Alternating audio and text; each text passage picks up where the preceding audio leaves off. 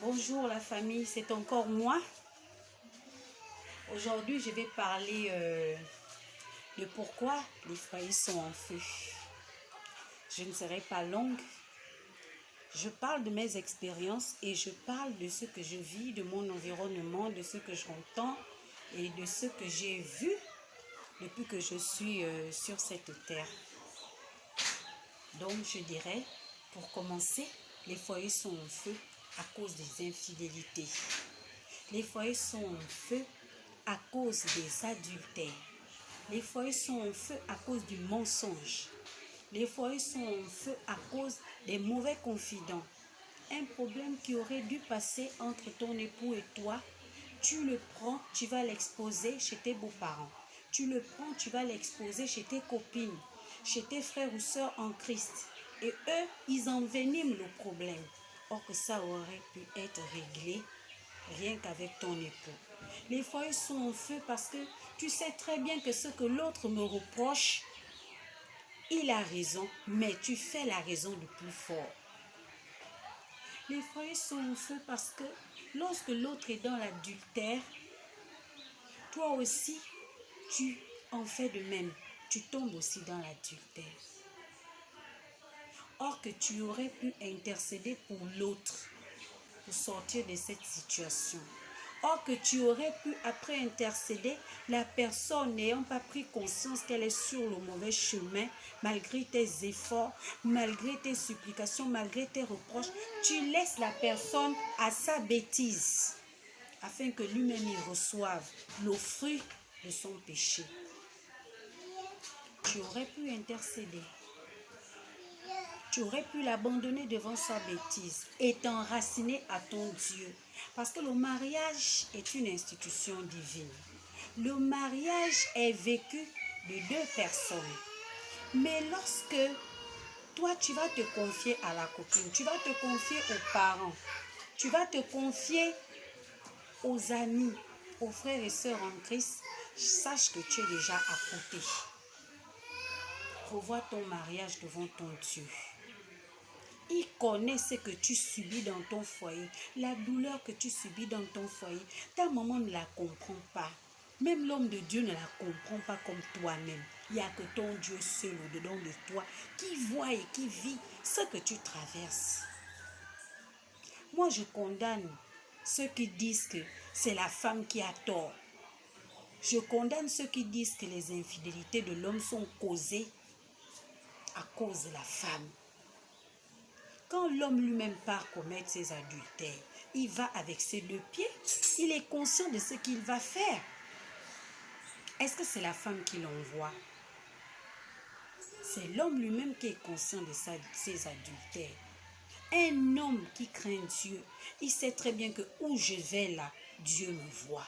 Il ne peut même pas partir.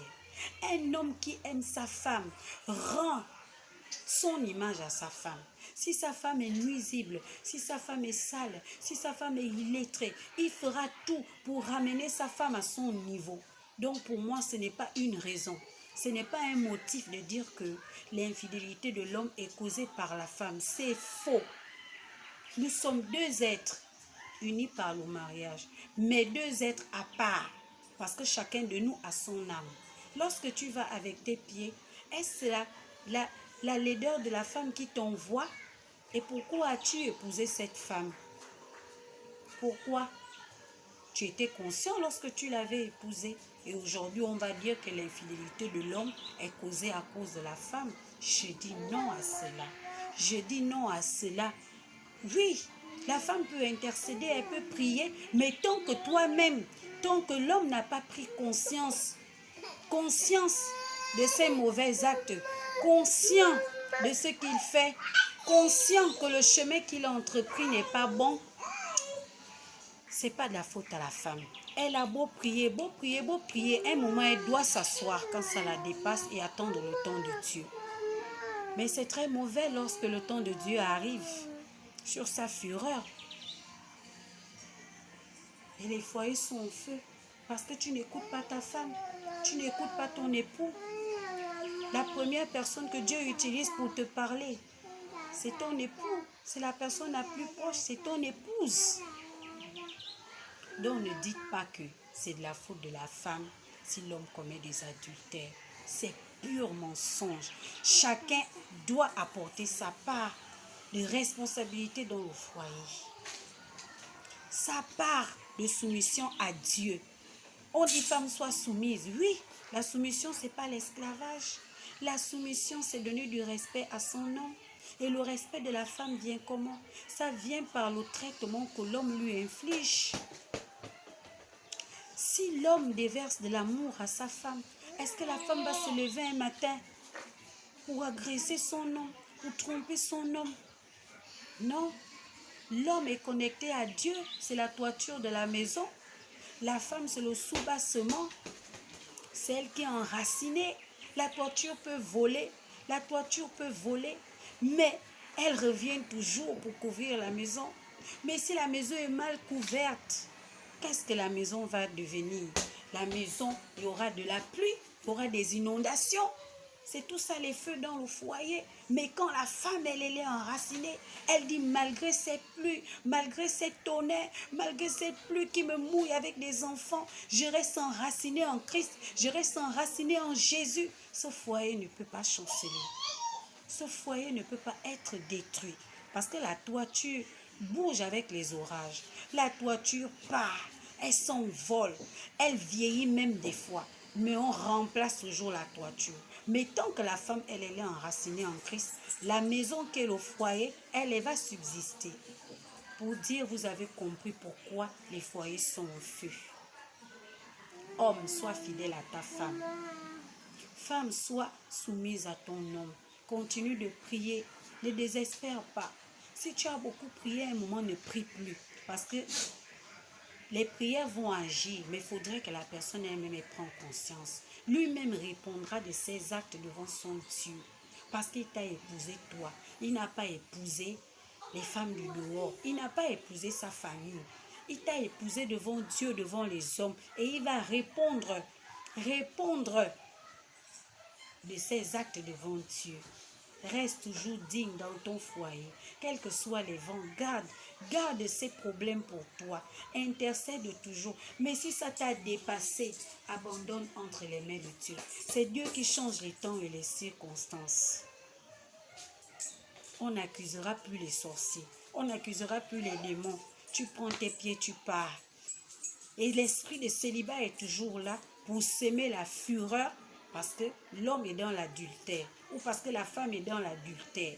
Si vous êtes sanctifié selon Christ, l'esprit de célibat peut arriver, mais lorsqu'il arrive, vous allez dominer cette tempête et il partira de votre maison. Mais lorsqu'il règne, c'est parce qu'il y a des portes ouvertes. Expérimentez-le. Il règne et détruit les foyers parce qu'il y a des portes ouvertes. Mais toi, femme, reste toujours enracinée. Demandons le soutien de ton Dieu. Lisons toujours ta Bible. Regardons toujours tes visions, les orientations de ton Dieu. Pleure toujours devant ton Dieu. Parce que ce Dieu va apporter soit la paix, soit la restauration, soit la fureur sur ton époux. Ah oui, c'est une vérité, il faut le dire ainsi. Et toi, homme qui subis dans le foyer, tu as beau parler, tu as beau prier, reste toujours enraciné à ton Dieu. Peut-être qu'il apportera la paix, peut-être qu'il apportera la fureur sur ton épouse. Parce qu'à un moment donné, chacun doit être conscient des engagements que nous avons pris depuis le départ. Le mariage n'est pas un jeu. Le mariage est une institution divine. Le mariage, Dieu nous a choisis et il compte sur nous pour des générations futures, pour conduire nos enfants, pour porter son œuvre, pour montrer que dans le monde, il y a encore des hommes sanctifiés, il y a encore des élus de Dieu. Le mariage n'est pas